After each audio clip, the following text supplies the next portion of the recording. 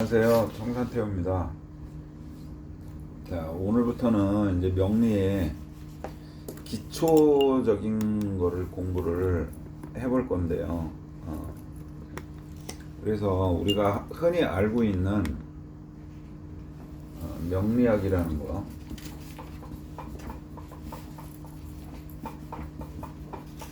이게 명리학이 결국에는 사주학인데,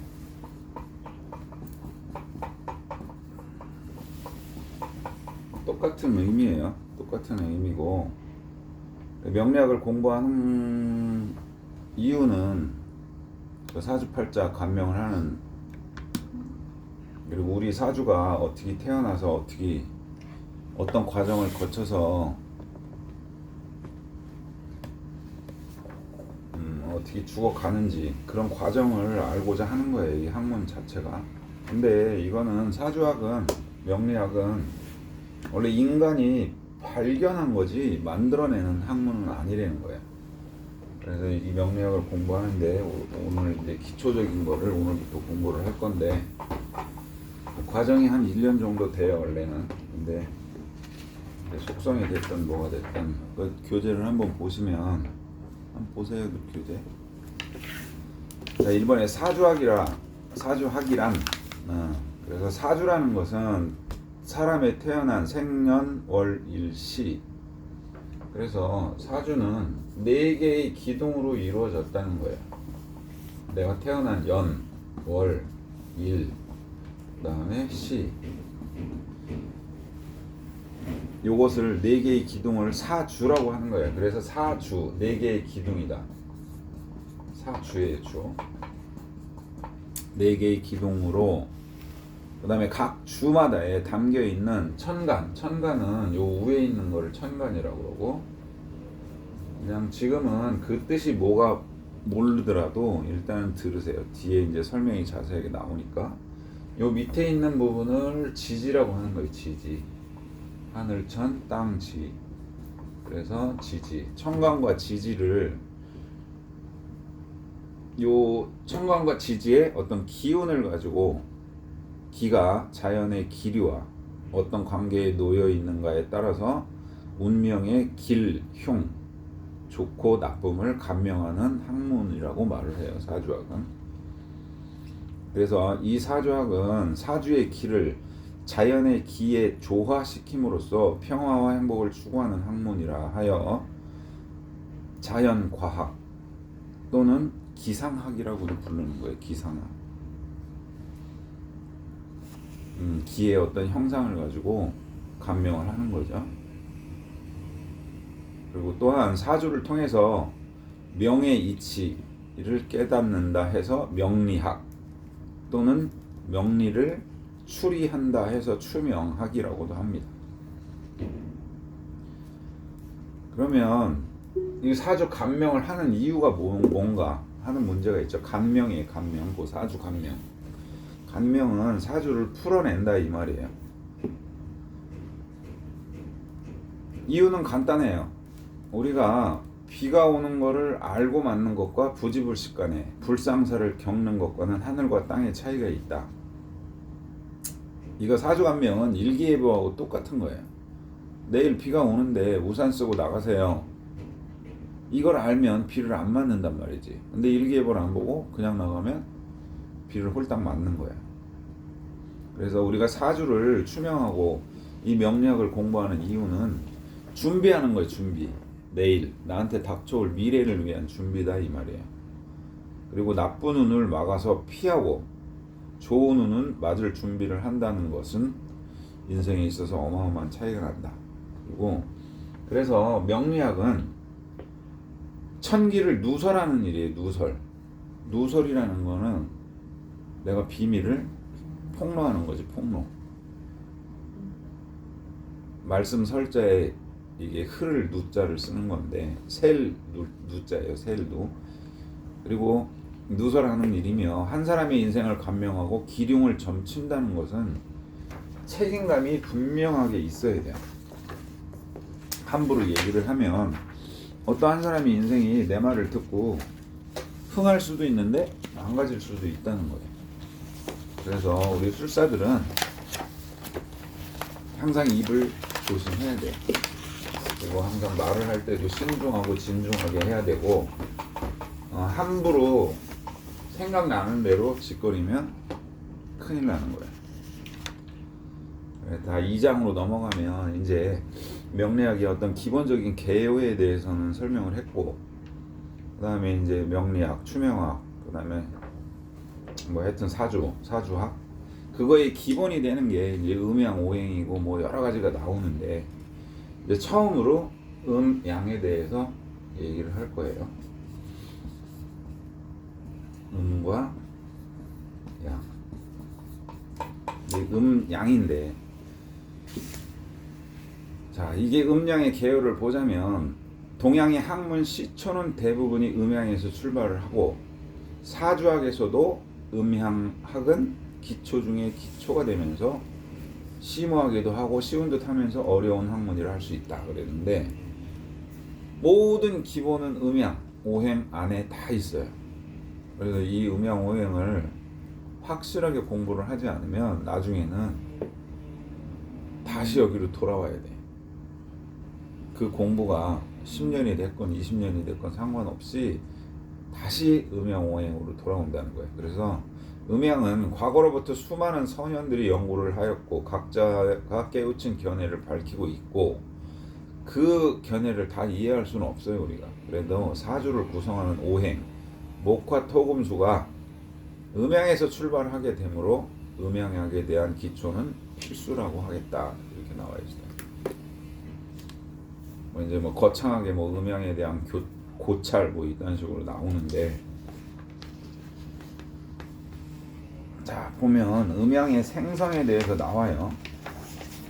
그래서 처음에는 아무것도 없는 무국이라는 게 나와요. 무. 그리고 두 번째는 이게 이제 음양, 태극 모양이 생긴 거죠. 그래서 음양을 학습하기 전에 4페이지로 가보면, 학습하기 전에 어떻게 하여 음양이 생성되어 있는지를 생각해 볼 필요가 있다. 태초에 고요한 가운데에서 어떠한 변화가 일어나, 아무것도 없는 상태에서 어떤 변화가 일어나, 그게 이제 음양으로 태극으로 만들어진 거예요.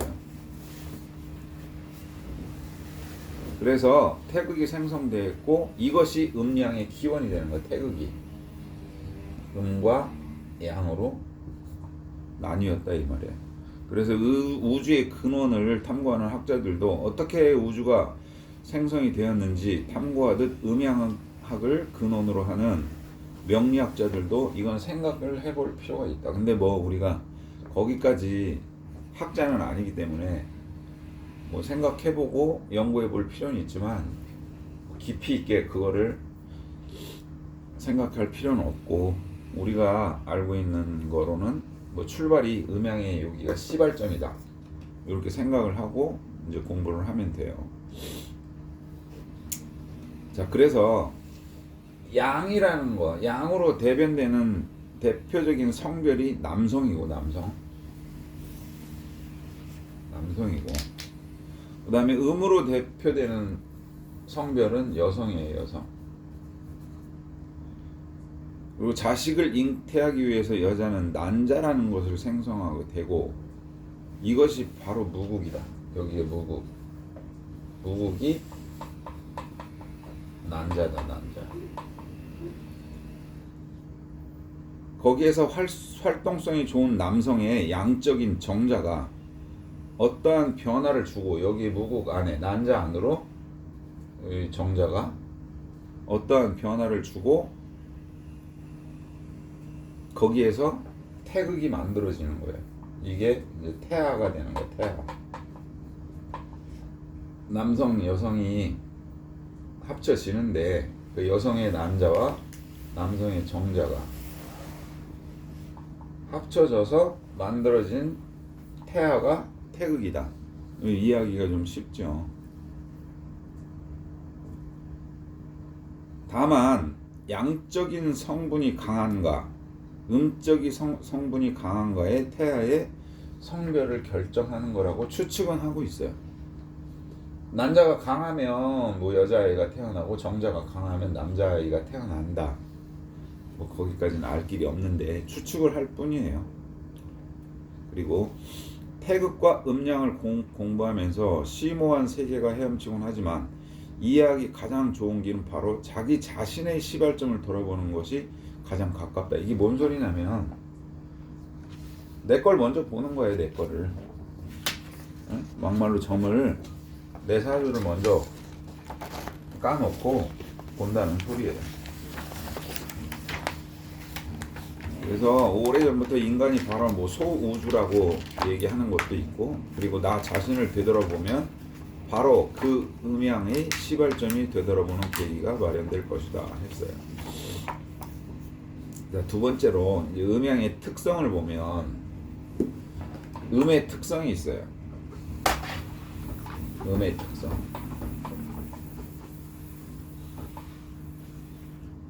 그래서 음의 특성은 이분법적인 면에서 음과 양은 세상을 구성하는 상반된 극점이라고 할 수 있고, 보통 음으로 대변되는 것은 여자,